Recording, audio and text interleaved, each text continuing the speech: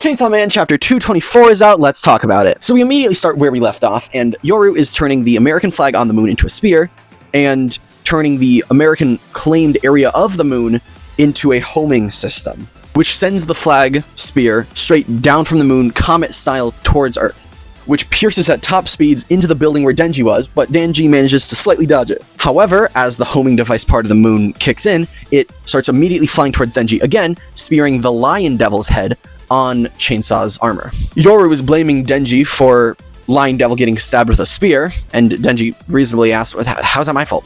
As she sends the spear flying even more. Denji gets speared through, or just barely manages to dodge the spear, through multiple buildings. As Yoru reveals, it will keep flying towards him until Denji admits defeat. Denji gets a crazy idea and goes to the school, but it pierces him straight through his gut. Denji, as he's getting speared, he gets flung into one of the beds of the school, as Yoru's being like, you're using my friends as a shield, you're running, you're lower than a devil. However, if I get a moment of you yielding to me, I'm going to count that as a win. Denji starts scurrying around on the ground, picking stuff up and eating it, which we don't see, but Yoru's jumping across the buildings, rambling about how her perfect world is going to be amazing, until she trips on something, and she doesn't know what happened. And she says that she's not Asa, which is true, but she realizes something.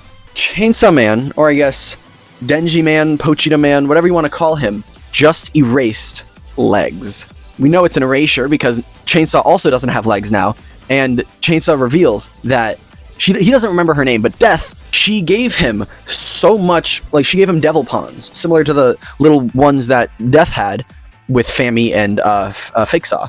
So Denji gives her an ultimatum, saying, give back Asa's body, or I'll make a perfect mess of your perfect world. And she screams out for him to stop.